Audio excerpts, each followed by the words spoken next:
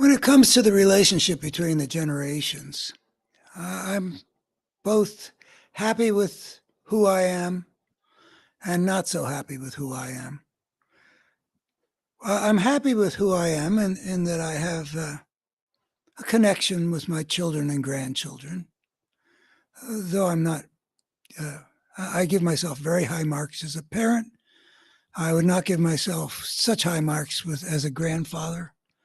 Um, I'm more of the old fuddy-duddy than I would like to be. I remember when I was growing up, uh, I would think about older generations. I would think, well, they have the advantage that they've been my age and my, you know, everybody else's age up to their present age. They've been that before, whereas the younger people are people who, they've been up to their present age, but all the stuff that lies in the future, they don't know what it's like to be X or Y, So I sort of imagined that, why is it these people act like they don't understand um, what it's like to be a child when they were children themselves?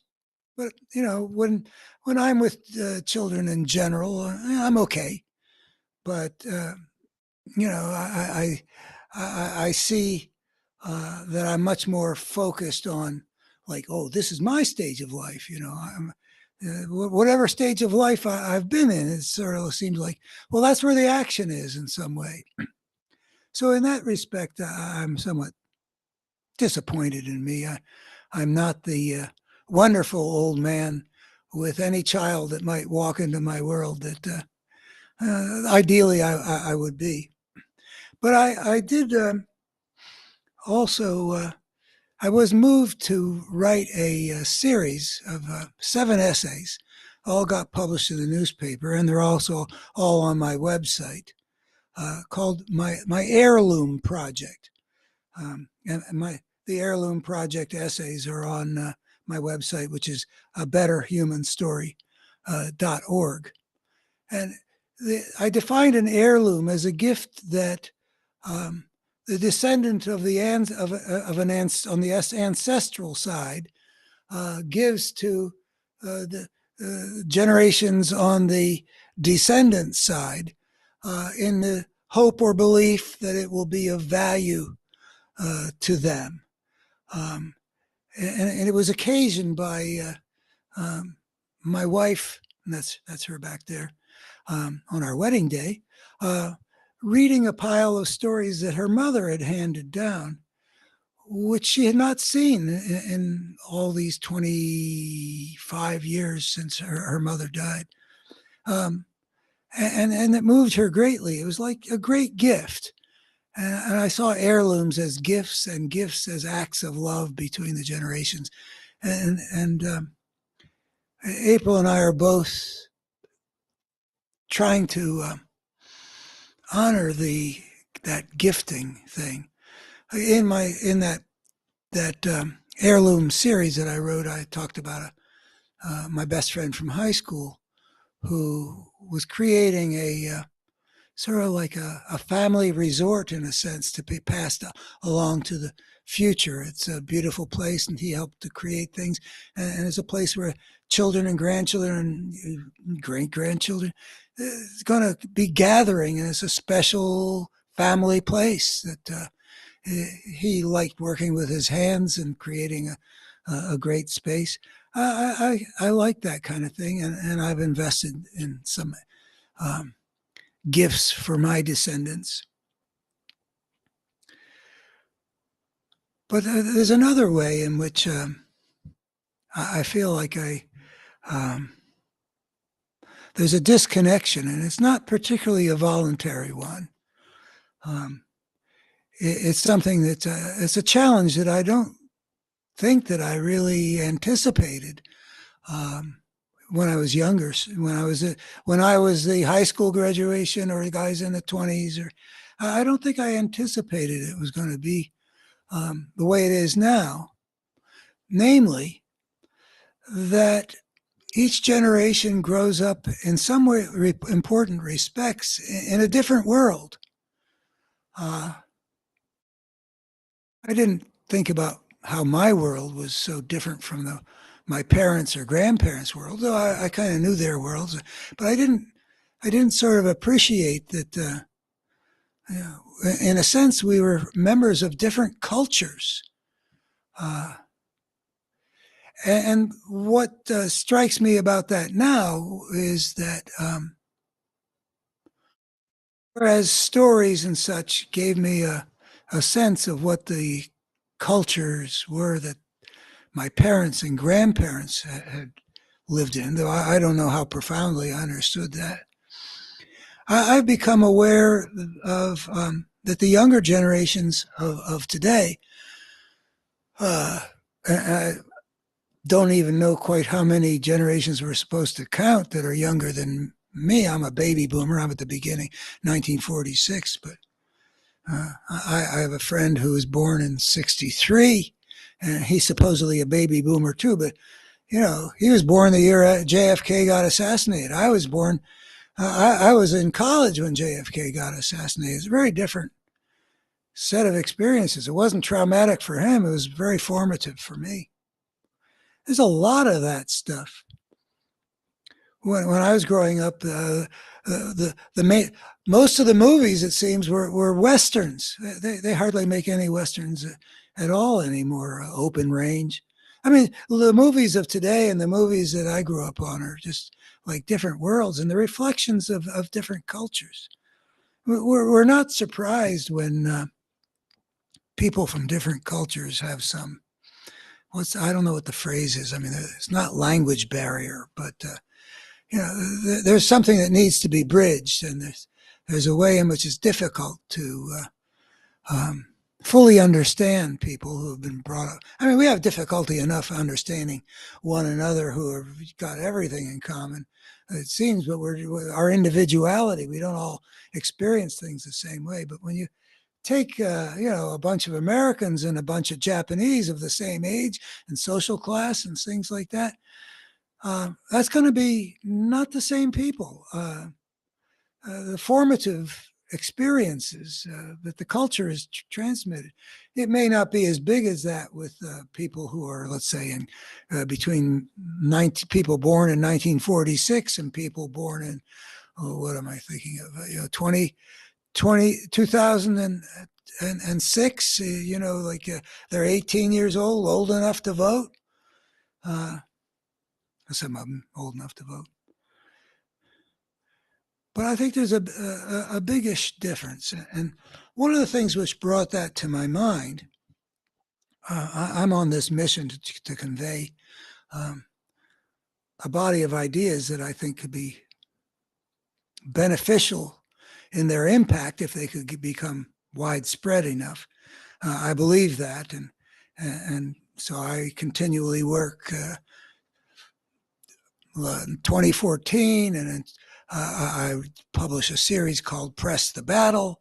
And in 2015, I published that book, What We're Up Against, about a destructive force at work in our world. In 2017, I do a whole series of articles called A Better Human Story. And then in 2022, I published a series of articles called Fateful Step. And these all have a lot in common. They're both commentaries on our present crisis, and they're embedded in this larger picture that I think could actually help human civilization survive. And that believing that creates a whole lot of problems for me. But anyway, I go all out. That's why I'm here. So my firstborn son, who I, of course, consider young, but, what is he now? I think he's 17 years older than I was when he was born. So you can be younger than that. Anyway, but he's younger than me, and he's embedded in parts of the world where he's marketing some of what he's got to offer to the wider world. I won't go into that. But he knows parts of the world because of that marketing effort that I really didn't even know quite what he was talking about. So anyway, he tells me some oh, back in October or maybe November, October, I think. He says, "Dad, you're behind the times. Um, the the people you want to reach aren't people who will read what you write." Don't know how true that is. He said, a lot of people now are getting their ideas and their information through videos. And you gotta, if you want to achieve that mission of yours, and I'm gratified that he believes in it too. And he's read my stuff. So if you want to get that message out there, you gotta join the YouTube world or the Rumble world or whatever, the video world where people go now of a different generation. And I'm curious about what does it mean to become a generation for which what I think of as the way to get ideas that you absorb and you learn what's true and valid when you come across some good framework of understanding. You do it in these systematic, logically developed writings that that book, but also these series of articles that I've written again and again and again. So I've taken to this medium, doing my best with something that wasn't the what I got educated to do. But I did have experience being on the radio, but that was with callers, and it feels very different to just talk to a camera and hope that there's somebody out there. I mean, I used to have to hope that that there's a radio audience out there. But then you get the calls and you know that people are listening and you have the conversations and this is new. But that triggered my thinking more and more about that the generations that are younger than I have grown up in a world that I've been part of, but not in my formative years. My formative years in the post-war America, um, they were important to who I became. Uh, I have some special feelings about the music and the movies and talking about the things that we lived through and stuff like that. I mean, I wasn't at Woodstock, but that's part of my generational history or something like however you want to talk. But the people who were born in the 1970s or 80s or 90s or the aughts, I'm being told in various times and places that there's a difference in the perspective, the mode of thought, maybe even. I don't know what all. It's something that I have a friend who teaches um, about things having to do with high tech and the world of communications that are involved in it and how it's evolving. And he's trying to do something of a movement to help this world of AI and algorithms and online stuff to evolve in a more humane and less destructive way. And he's very sensitive um, that that his generation, he's younger than I, but he's in his 70s, his generation and the generation he's working with as a teacher have some very different points of view, different kind of consciousness. And I've asked him to explain the difference that he encounters. And I think he's made some efforts in my direction when I've asked. But when I think about what exactly is he talking about, I think I'm still basically kind of ignorant. You know, um, I said to my son when he told me I had to get into the world of making videos. I said, "Well, I don't know.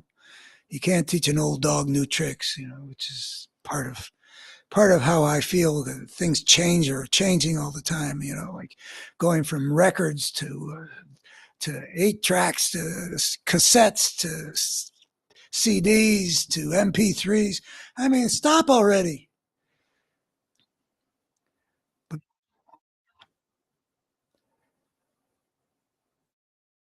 I was willing to learn new tricks, and he was willing to be of some help in getting me off the ground. But I still kind of find that there's something about the generations that's true and important and had escaped my notice to a large degree, which is that we do grow up in different worlds. It's not just that we're of different ages, like uh, somebody's in middle age, somebody's got young children, somebody is a young child. It's not just that. The rate of change in our society is, well, I believe I think change has been a big thing for many generations now, beyond the way the world was for centuries and millennia. But I think it's accelerated more. And uh, I've become aware that every old generation has had to deal with the world that they became themselves in no longer exists. And every new generation is born into a world that didn't exist before, and they get formed by it. So that the people who have access to cell phones, texting, tweeting, uh, emailing, and all the other modes that are important parts of people's experience develop differently, and there is a gap that one wants to bridge, isn't all that easily bridged. I'm not probably the most flexible of people. Um, I mean, there are certain ways that I think that make me give me difficulty in grasping uh, uh, something like relativity. I've watched how hard it is for me, even though I've studied it some. I can't let go of certain preconceptions of mine, and same with quantum mechanics, with the way it calls into question the fundamental notions about causality. I just am, hard for me to let go of. Well, this is the way it is. I think that's a shortcoming. I think we learn how to think in a certain way. I've tried to develop mine in with a lot of different tools, but I I think would be a challenge for me to fully enter, if it's true that the younger generation or generations have some fundamentally different ways of thinking about things. And if somebody were to convey that to me, I think I would have some difficulty wrapping my mind around it. But it is something I would like to do.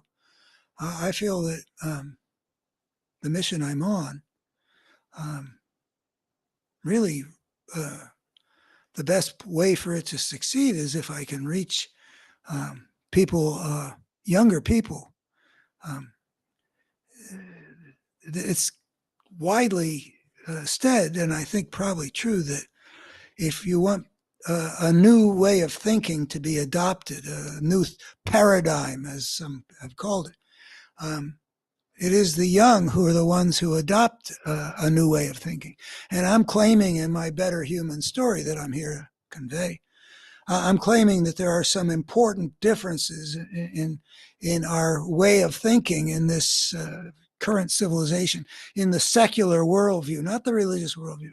But I mean, there are things with that too. But I'm saying that we gotta have a different way of understanding who and what we are, and why the story of our species has been the way it's been, and what are the dynamics that are going to determine whether we survive on this planet or destroy ourselves. All those things are calling for people to really move a fair amount of mental furniture if I understand the way people generally understand those things. I mean, I say that human nature is not, human history is not the ugliness that we see in human nature. I'm sorry. The ugliness we see in human history is not human nature writ large. I say, and I say I prove. Well, that is that's not going to be something that's very easy for somebody my age who's not thinking that way to absorb.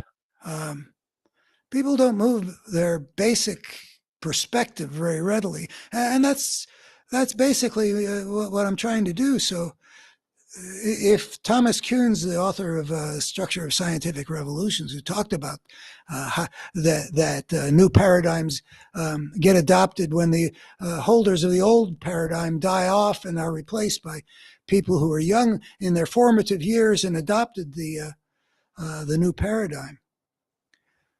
So I want to be able to communicate with people who are younger than me and some a lot younger than me. I think of the well, let's just say from 14 to 30 is like, maybe I don't even that those numbers came out of nowhere, but there's an age at which people are willing to uh, uh, adopt um, a new kind of understanding. For what they don't have to replace anything that's sort of been long institutionalized in their minds. That people in college sit around their rooms talking about these big questions because everybody's looking for what perspective are they going to end up with. So that's it. So I have my limitations and rigidities about what I'm up to and how I go about doing it. But I really do want to connect with young people and become sufficiently plausible that they would want to find out whether I deliver the goods, and that's subscribe, follow, watch some of the past stuff, go to my website, read my books. Let's see, and I feel kind of confident that I'm not misrepresenting what I'm offering. But I want to understand whatever I need to understand to be able to talk meaningfully and impactfully to people who have grown up in an America that really seems strange to me to be in, but I don't think it feels as strange to my children who are sort of coming to understand the world, let's say in the 1990s, when a lot of this real ugly stuff was gaining a great foothold in the Republican Party. To me, it's sort of a violation of what I thought of as baseline America, the decency of, FDR, Truman, Eisenhower. That decency was just sort of, that's just the way it is. But a lot of people who've grown up, say, since the Republican Party tried to destroy Clinton's presidency, using whatever moral sleaze they could dig up with this guy who had some vulnerabilities in that department.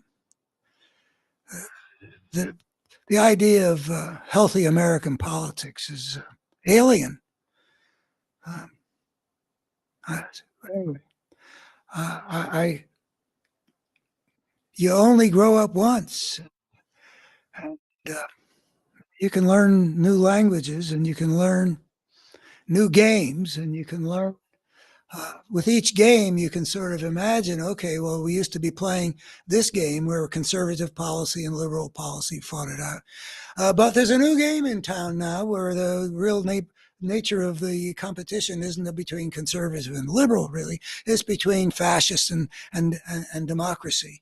Um, so we have some flexibility, but there are, I hear, as I say, I hear that there are sort of, in addition to all the differences there are between me and anybody else I might talk to who has a different, set of experiences and assumptions and prejudices and stuff. I mean, our uniqueness. In addition, there are sort of these sort of geological strata in the demography. Uh, some of the rocks were formed igneously, and some of them are sedimentary, and depending on what was happening on the planet. Anyway, I want to understand anything I need to understand, and I want to communicate in a way that matters, something that I think matters. Also, I just believe in goodwill toward our fellow human beings and the idea of meaningful communication across these generations between me and somebody of another generation or the larger picture. The idea of that is very appealing. My generation was was the one that dealt with the huge divisiveness of the Vietnam War. And part of that divisiveness was that there emerged something that was sort of like a big phrase in the time of a generation gap. And it goes along with a famous motto of that time from either Jerry Rubin or Abby Hoffman. Somebody said, never trust anybody over 30. And I was I was like 22 or 3 at the most when that got to be part of the culture. So generation gaps are part of the what societies sometimes have to deal with. That one was painful. There was a lot of alienation between my generation and the generation of our parents. I did not. I was not in a family where there was that kind of a breakdown. It just wasn't. But it was widespread, and the different historical experience of the people who had fought in World War II, the kind of patriotism and attitude toward the military that they quite understandably and in many ways admirably emerged with, gave them a particular way of looking at the situation where the president of the United States has got us involved. And then I'm talking about LBJ, and then I'm talking about Nixon, who took over in '69.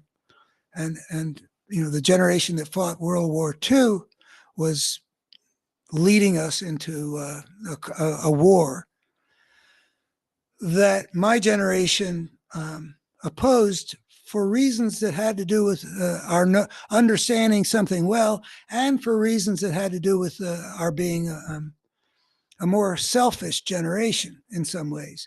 We weren't. There's a speech in the movie 12 O'Clock High with Gregory Peck, where he's a commander of this big bomber squadron based in UK, going over Europe and coming back every time with a quarter of their numbers having been shot down. He makes a speech about, if if you think your hide is so important, da da da da. Da. Um, the idea being, there's something bigger involved here than you, um, which I agree with. And it wouldn't come all that easy to me to say. I mean, I would do it. Not in Vietnam. In World War II, there was this um, ethos about the need to fight this war, about this being about something bigger than us individually, and about being prepared to do one's duty, even though that meant risking one's life. Um, but my generation uh, hadn't gone through that period of history. We emerged with a kind of idealism that was in some ways the gift of the previous generations and their parents, like the FDRs and the Winston Churchills, who were, I mean, the greatest generation wasn't necessarily the ones that fought, that were in uniform, though there was a lot of that, patriotic willingness to not just be selfish. But the people who gave us that war, FDR and Churchill, were not of that generation. They were older. But anyway, they had a good war that patriots continued to believe in. And we came out from that era with the belief that government could do a lot of good things. And we were moving in a lot of really good directions. We got Social Security and we had unemployment compensation, the right of workers to unionize, civil rights, the Brown versus the board, integrating schools, a lot of things moving in the right direction, which was sort of great to grow up with. But at the same time, I think a lot of my generation, and this isn't a bad thing, but we were very idealistic. I mean, the number of people in my graduating class at Harvard in 1967 who were trying to get a degree so that they could get really rich on Wall Street as investment bankers or something like that was rather small. A lot more people loved literature and the arts and the scholarly life and stuff like that. You look at the majors. We were very idealistic, and our songs and all that kind of stuff. It was very idealistic and sort of set us up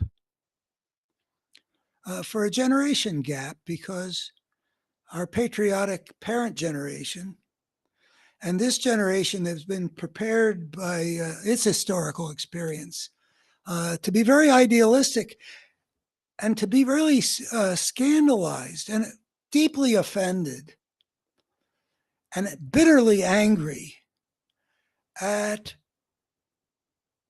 how the American power system was letting us down, not only with respect to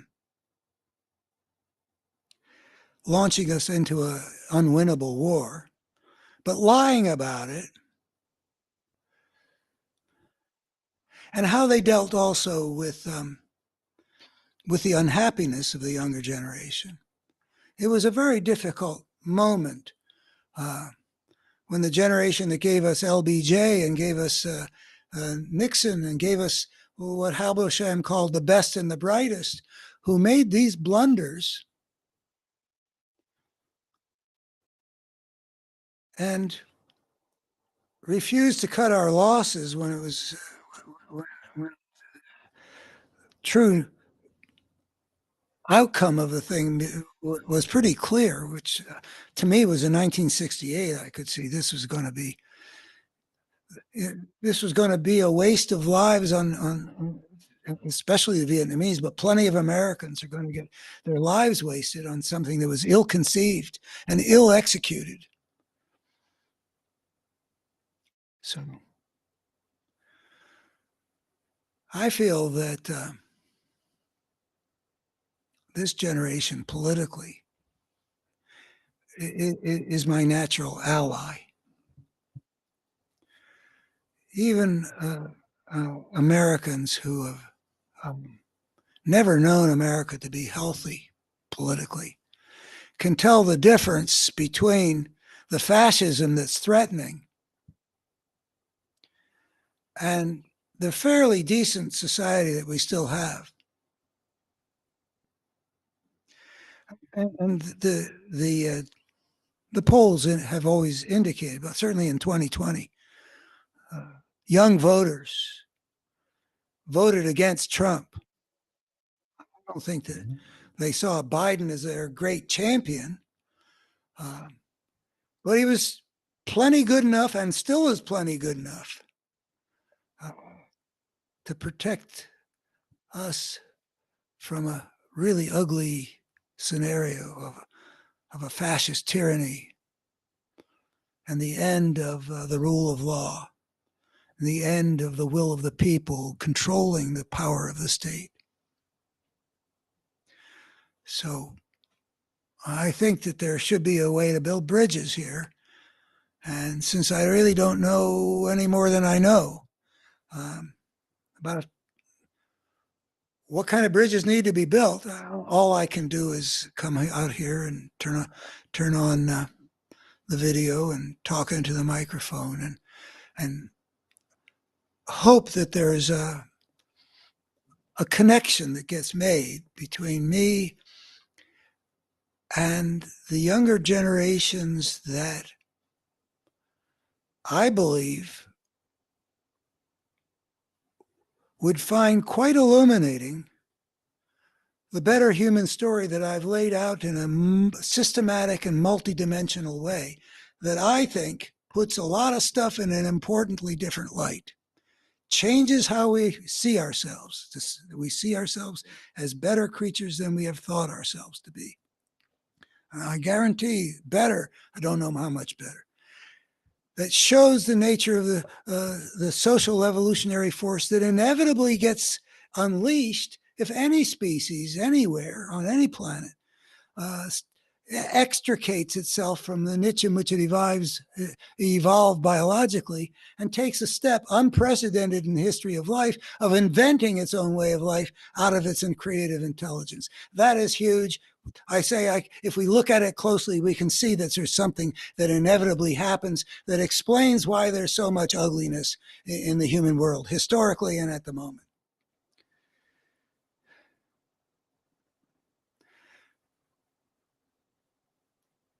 And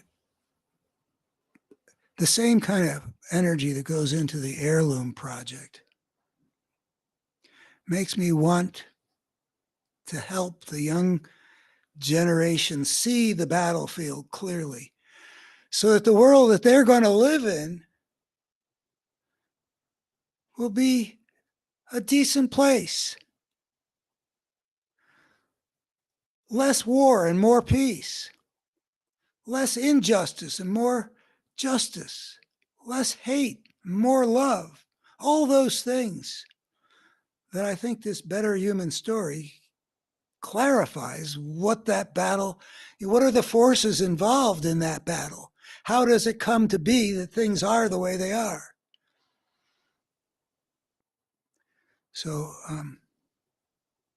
I think when it comes to heirlooms, what you'll find on a better human story, and I guess, for whatever, however good or it is or isn't, the library of videos that I've been making, they're the best heirloom that I have in me to give. Nothing that money can buy. I'm not going to, I'm not going to leave a national park as an heirloom. This is what I've got to give. We can have a world in which the things that we hold to be of sacred value survive and thrive, flourish,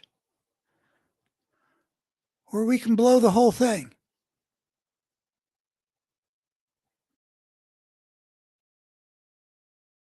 My mission is to do whatever I can to give that heirloom to as many of my um, human generational descendants as I can before I lose my cognitives or die or whatever it is that means that I can't fight the fight anymore. But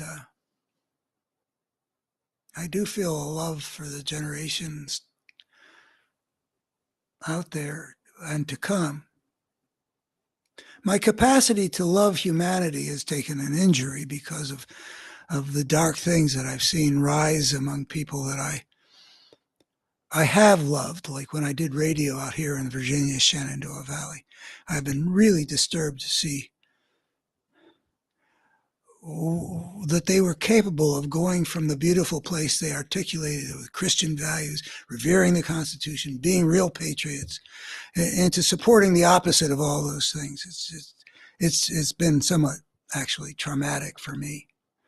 You know, watching things change is always a bit of a challenge, but watching things that I thought were kind of beautiful on the conservative side when I did talk radio become aligned so closely with the ugliness has been especially disturbing. So my capacity, uh, my my lifelong love of humanity has taken a big hit in the last 20 years. I feel too disturbed, um, but it's still there. And and to my natural allies, the people who are willing to stand up and fight to save the rule of law against lawlessness, who want government to be of the people, for the people, and by the people, and not something which is, some tyrant who's not even an average person, but is somebody who's been consumed by a lust for for power.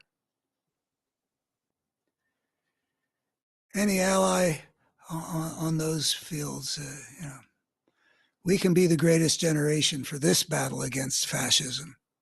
That's how I feel about it. I'd love to be a good George Marshall old man type guy with all these uh, young men and women marching off to make sure that Donald Trump and the Trump party do not win this election in 2024, and that the force of fascism around the world gets beaten back in the United States, in Israel, in Russia.